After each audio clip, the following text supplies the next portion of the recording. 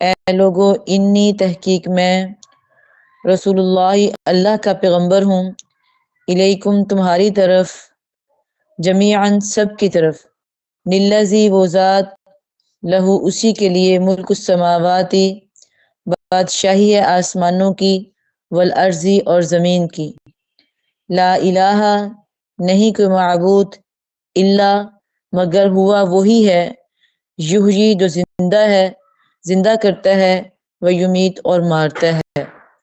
فآمنوا پس ایمان لاؤ، باللہ اللہ کے ساتھ، ورسولہ اور اس کے پیغمبر کے ساتھ، النبی جو نبی ہے امی ان پڑھ، الذی وہ جو کہ یؤمن ایمان لاتا ہے، باللہ اللہ کے ساتھ، وکلماتہ اور اس کے کلمے کے ساتھ، واتبعوہ اور پیروی کرو اس کی، لعلکم تاکہ تم پر، تہتدون تم ہدایت پا جاؤ۔ ومن قوم موسیٰ اور قوم موسیٰ میں سے، امتن وہ امت تھی، یہدونا جو سیدھا راستے پہ تھی، بالحق کی حق کے ساتھ، وبہ اور اس کے ساتھ، یعدلون عدل و انصاف کرنے والے تھے۔ ان آیات میں یہ بتایا جا رہا ہے کہ آپ صلی اللہ علیہ وسلم تمام لوگوں کی طرف نبی بن کے آئے۔ پہلے جتنے بھی نبی تھے تو وہ اپنی اپنی امت کی طرف آتے تھے، یعنی ایک امت یہاں پہ ہے، ایک کسی اور علاقے میں نبی ہے، ایک کسی اور علاقے میں نبی ہے، ایسے تھا۔ اور ایک نبی جب کسی امت کی طرف آتا تھا بن کے، نبی دنیا سے جاتا تھا تو اس کی نبوت ختم ہو جاتی تھی، اگلے نبی کی نبوت شروع ہو جاتی تھی۔ تو ہمارے نبی کریم صلی اللہ علیہ وسلم جو ہے وہ ایک علاقے کی طرف نبی بن کے نہیں آئے یا ایک شہر کی طرف بن کے نہیں آئے، بلکہ پوری دنیا کی طرف نبی بن کے آئے ہیں۔ اور آپ صلی اللہ علیہ وسلم دنیا سے چلے بھی گئے ہیں، لیکن اس کے باوجود آپ کا نام روشن ہے اور آپ کی نبوت کا سلسلہ جو ہے وہ چل رہا ہے۔ اور اس آیت میں یہی بتایا جا رہا ہے، اللہ خود کہہ رہے ہیں کہ آپ کہہ دیں، کل کہہ دیجئے، اے لوگوں میں تمہاری طرف پیغمبر بن کے آیا ہوں۔ مجھے کس نے بنایا ہے؟ اس ذات نے جو زمینوں اور آسمانوں کی مالک ہے۔ آپ کے صحابی ابو برزہ سلمی رضی اللہ تعالیٰ عنہ فرماتے ہیں کہ میں ایک بار آپ صلی اللہ علیہ وسلم کے ساتھ تھا اور میں نے بہت ساری آپ کے ساتھ رہتے ہوئے آسانیوں کا مشاہدہ کیا، یعنی جو پہلی امتوں پہ آسانیاں تھیں، مشکلیں تھیں، ہمارے اوپر وہ آسانیاں بنا کے پیدا کر دی گئی۔ اور آپ وسلم جو ہے وہ تمام لوگوں کی طرف نبی بن کے آئے ہیں اور ہمیشہ کے لیے نبی بن کے آئے ہیں، یعنی اب قیامت تک اور کوئی نبی نہیں آئے گا۔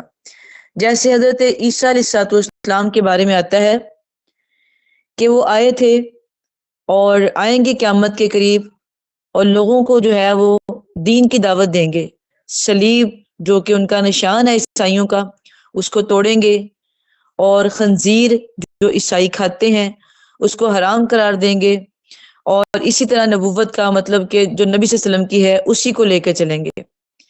یہ نہیں کہیں گے کہ میرا کلمہ پڑھیں، نہیں، اسی کو لے کے چلیں گے، وہ ہمارا ہی کلمہ پڑھیں گے آ کے، حالانکہ وہ آئیں گے آخر میں لیکن ہمارا ہی کلمہ پڑھیں گے۔ بخاری کی حدیث ہے کہ ابو بکر صدیق رضی اللہ تعالیٰ عنہ اور حضرت عمر فاروق رضی اللہ تعالیٰ عنہ میں کچھ لڑائی ہو گئی، تو حضرت ابو بکر صدیق رضی اللہ تعالیٰ ناراض ہو کے نا آپ وسلم کے پاس آ گئے اور آپ کو آ کے بتایا کہ میرے ساتھ یہ مسئلہ ہو گیا۔ تو صدیق اکبر نے درخواست کی کہ آپ معاف فرما دیں اور اللہ سے میرے لیے بخشش کریں، بخشش کی دعا مانگیں، لیکن حضرت عمر رضی اللہ تعالیٰ عنہ جو تھے وہ ان سے راضی نہیں ہوئے، بلکہ وہ اڑ گئے اس بات پر۔ تو پھر جب وہ آپس میں دونوں نے ایک دوسرے کو سمجھایا، نہیں سمجھے، تو پھر اس کے بعد ابو بکر صدیق رضی اللہ تعالیٰ عنہ آپ کے پاس آئے کہ اللہ کے نبی، ہماری ایسے لڑائی ہو گئی ہے۔ تو آپ نے عمر رضی اللہ تعالیٰ عنہ کو بلایا اور آپ کو غصہ آ گیا عمر پر۔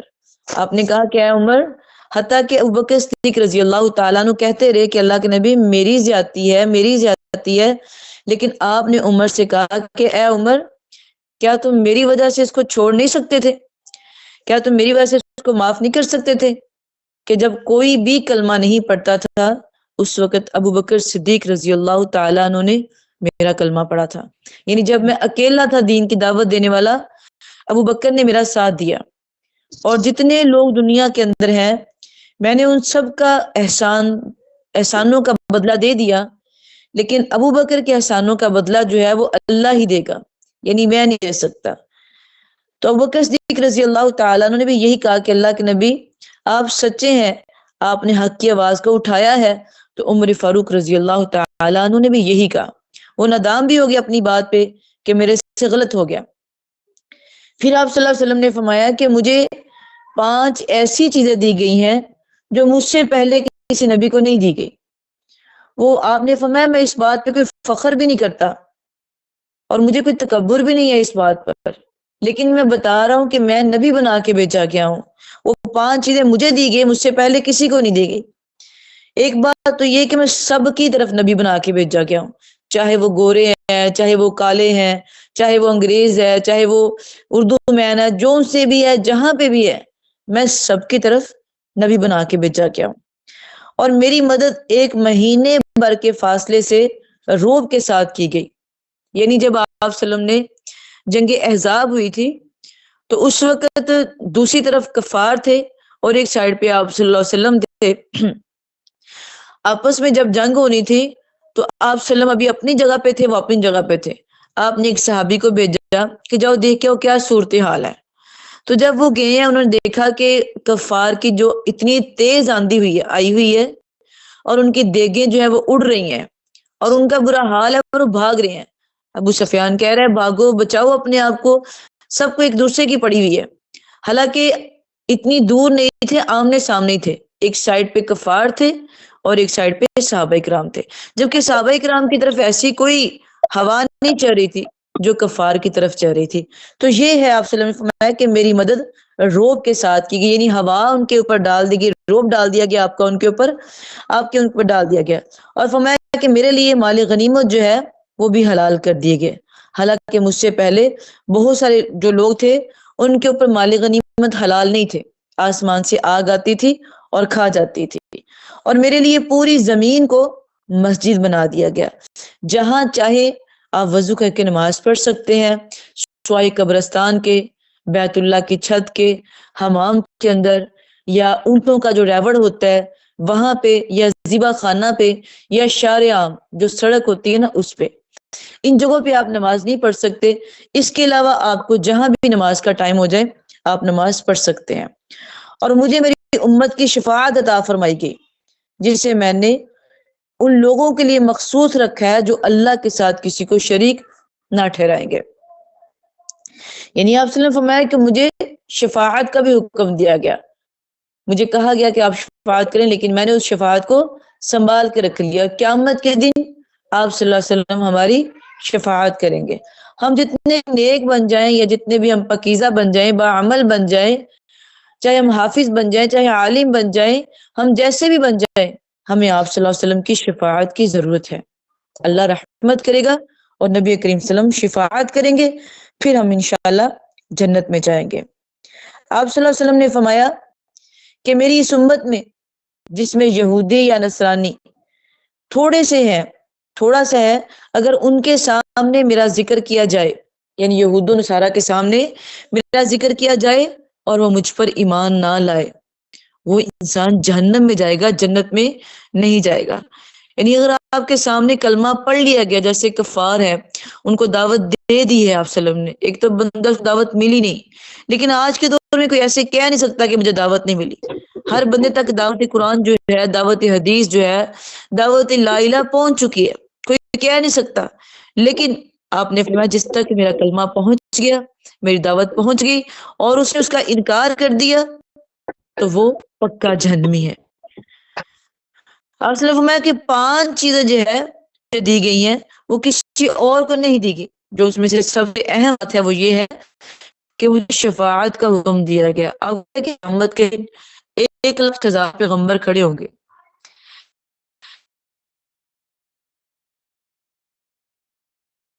آج اللہ کو بہت زیادہ غصہ ہے، آج سے پہلے کبھی اتنا غصہ تھا نہ آج کے بعد کبھی اتنا غصہ آئے گا آپ کو.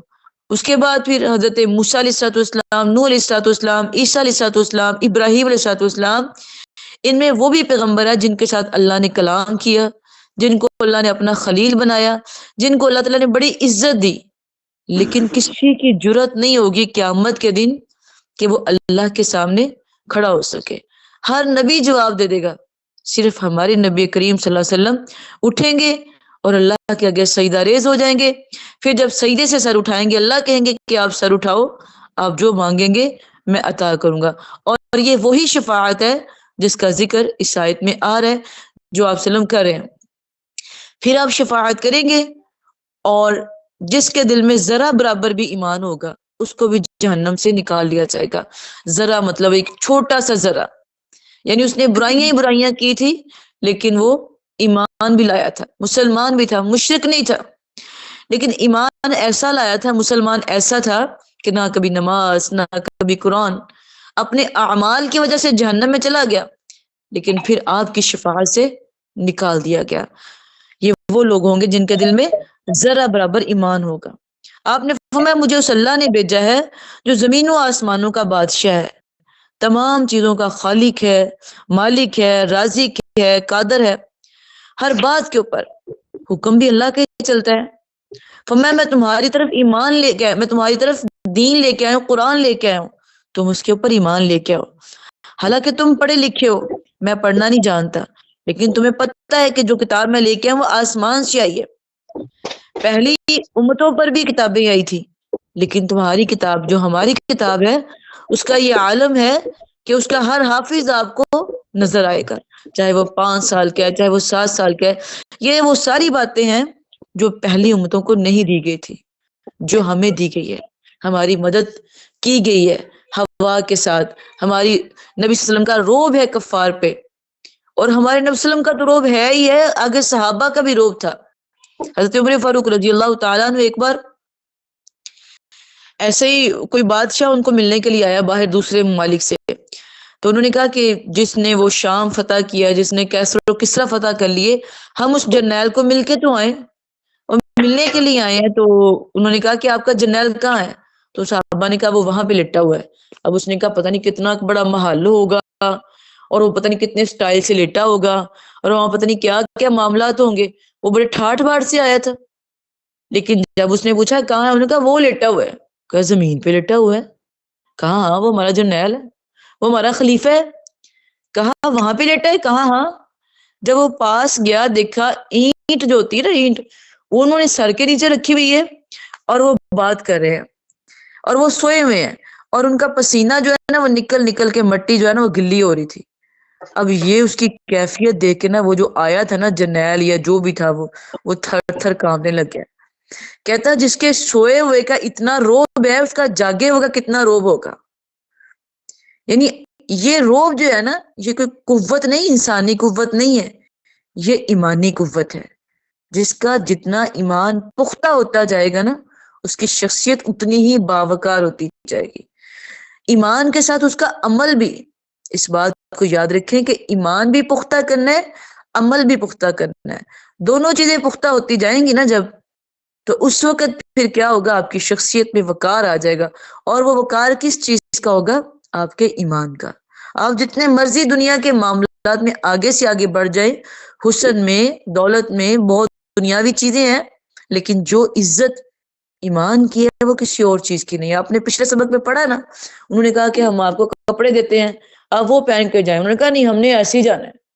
وہ ایسے ہی اپنے کپڑوں میں پھٹے پڑانوں میں گئے ہیں، جا کے لا الہ الا اللہ اللہ اکبر پڑھا ہے تو ان کا محل ہی کانپ اٹھا ہے۔ یعنی ایمان کی اتنی طاقت ہے۔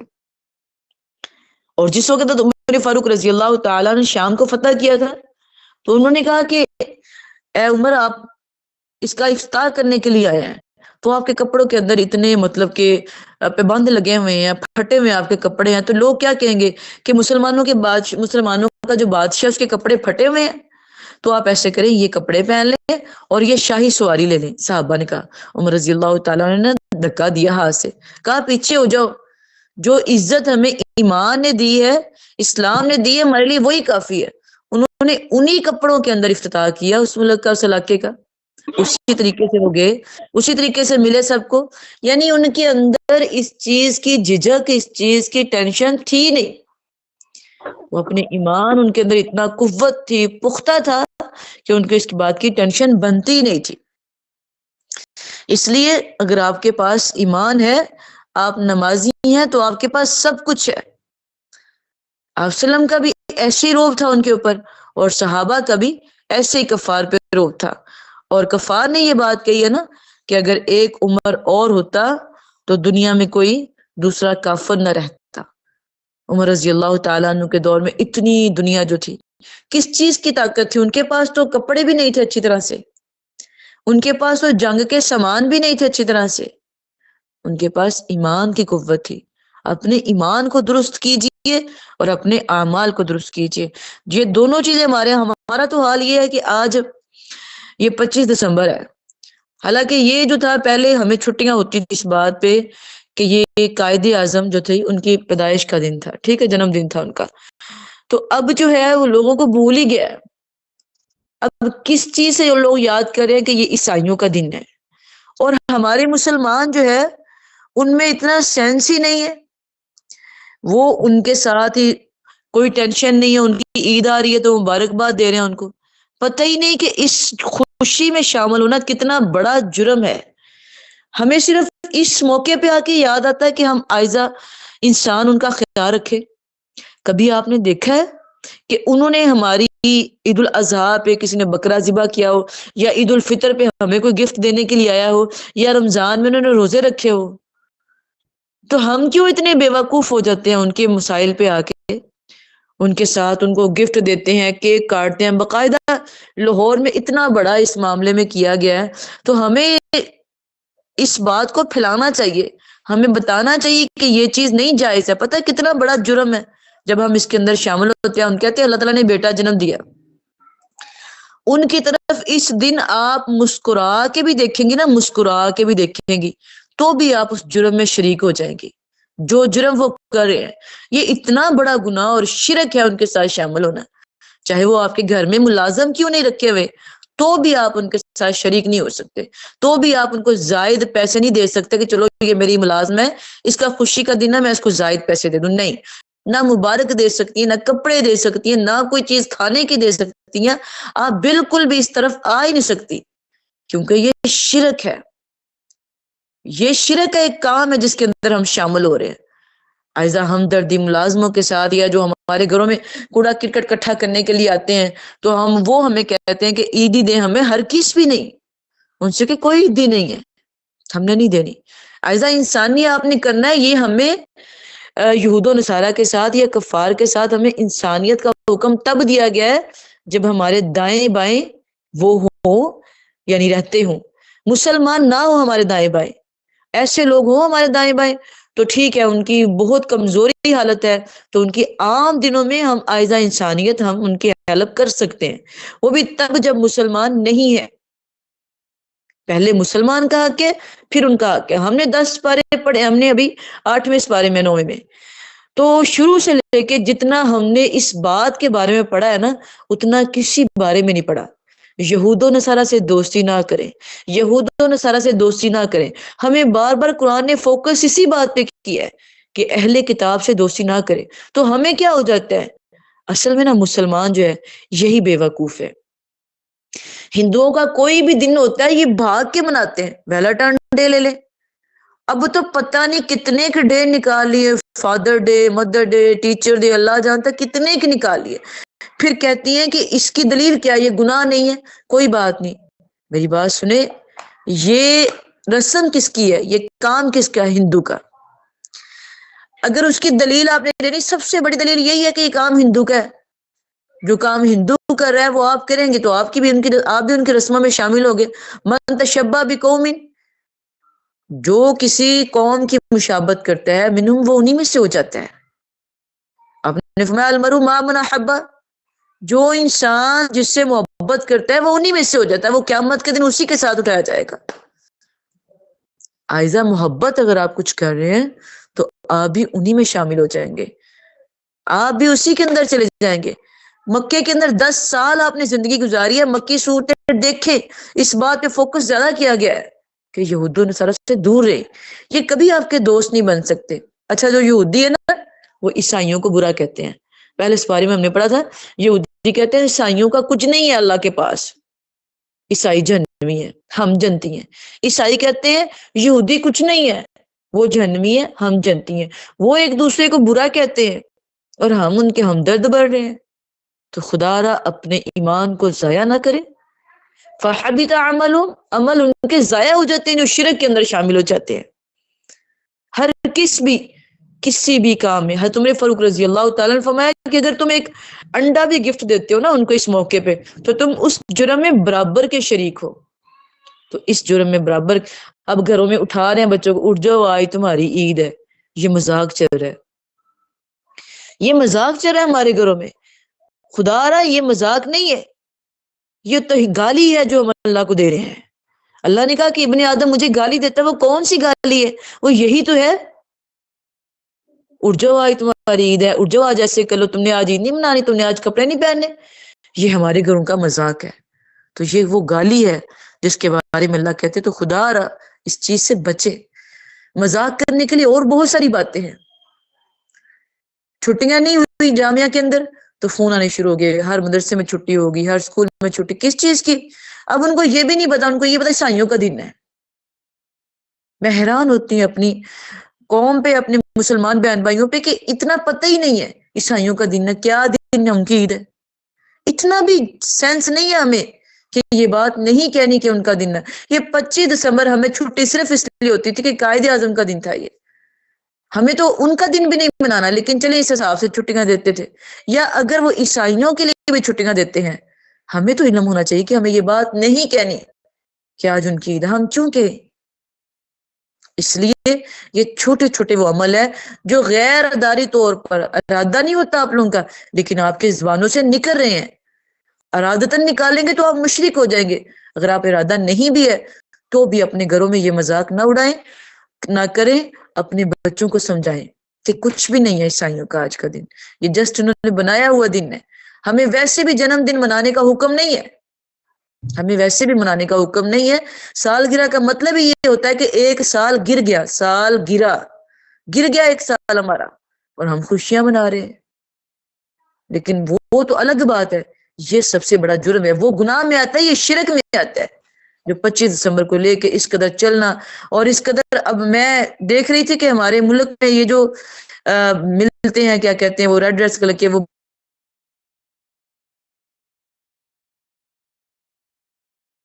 ایک دوسرے کو، انا للہ، اللہ تعالیٰ ہمیں معاف فرمائے، ہمارا تو کچھ تک ہی نہیں بنتا گفٹ دینے کا۔ اس کے بعد پھر آگے آ جانا 1 جنوری، ہیپی نیو ایئر، اس کو لے کے بھی اتنا کچھ کرتے ہیں ہمارے ملک میں، یہ بھی انہی کا سال ہے، یہ بھی انہی کا دن ہے۔ ہمارا سال تو ہے وہ محرم سے شروع ہوتا ہے، محرم والے دن جو ہے تو ہمیں تو اس کو بھی منانے کا حکم نہیں ہے، ٹھیک ہے مبارکباد آپ دے رہے ہیں، ہمیں تو اس طرح کی کوئی دن منانے کا حکم ہے ہی نہیں ہے۔ ہمیں صرف 2 دن دیے گئے، جب آپ صلی اللہ علیہ وسلم مکہ سے مدینہ آئے تو دیکھا ان کے چھوٹے چھوٹے دن جو ہے وہ خوشیاں مناتے ہیں، وہ ایسے کام کرتے ہیں، تو آپ نے فرمایا ہمارے لیے 2 دن مقرر کر دیے گئے ہیں، عید الاضحیٰ اور عید الفطر۔ ہماری خوشیوں کا دن وہی ہے، ہمارے تہوار وہی ہے، اس کے علاوہ یہ جو ہیپی نیو ایئر ہے، یہ ویلنٹائن ڈے ہے، یہ 1 اپریل ہے، یہ ہمارے نہیں ہے۔ آپ اگر مناتے ہیں ان کے ساتھ مل کے، اگر آپ اپنی بچیوں کو نہیں سمجھا سکتے کہ ہماری بچیاں نہیں مانتی باجی کیا کریں، سختی کریں اس بات پہ، اپنے ہاتھوں سے انہیں جہنم میں نہ جھونکے۔ اگر آپ کی سختی سے آپ کی بیٹی ڈاکٹر بن سکتی ہے، یا آپ کی سختی سے گھر میں معاملات میں چلا سکتی ہیں آپ، تو آپ اس بات میں بھی سمجھا سکتی ہیں۔ دنیاوی معاملات میں اگر آپ سختی کرتے ہیں تو کریں اس بات پہ بھی کہ یہ کام آپ نے نہیں کرنا۔ 25 دسمبر تو ان کے ذہنوں سے نکال ہی دیں، ہاں یہ ڈالیں کہ یہ غلط ہے، یہ شرکیہ دن ہے، اس کو آپ لے کے نہیں چلنا۔ اسی طرح ہیپی نیو ایئر کو لے کے نہیں چلنا، نہ گفٹ دینے ہیں نہ ہم نے لینے ہیں۔ یہ جتنے تہوار منائے جا رہے ہیں یہ سارے کے سارے ہندو کے ہیں، تو یاد رکھیں المرء مع من احب، انسان جسے محبت کرتا ہے وہ قیامت کے دن اسی کے ساتھ اٹھایا جائے گا۔ آپ مشرک نہیں ہیں، آپ کافر نہیں ہیں، آپ مسلمان ہیں، لیکن جب آپ ان کے تہوار منائیں گی بار بار تو آپ قبر میں کیسے کہہ دیں گے کہ میرا اسلام دین ہے؟ میرا دین اسلام ہے، کیسے کہہ دیں گے آپ؟ کیسے کہیں گے؟ کیسے ہماری زبانوں پہ آئے گا کہ ہمارا دین اسلام ہے؟ کام تو ہمارے سارے ان والے ہیں۔ تو خدا را ان ساری باتوں کو اپنے بچوں کے ذہن میں ایسے فوکس کر دیں کہ لکھ دیں ان کے ذہن میں۔ خوشیاں منانے کے لیے بہت کچھ ہے، اکٹھے ہونے کے لیے۔ ایک لڑکی سوال کر رہی تھی کہ چلو کوئی بات نہیں، اکٹھے ہو جاتی ہیں فیملی، ویسے دعوت کر دیں، آپ کرنی ہے ویسے دعوت کر دیں۔ ان کاموں پہ اکٹھے ہونے کی کیا ضرورت ہے جن کا تصور ہمارے اسلام میں ہے ہی نہیں ہے۔ اللہ تعالیٰ ہمیں عمل کی توفیق دے۔ السلام علیکم ورحمۃ اللہ وبرکاتہ۔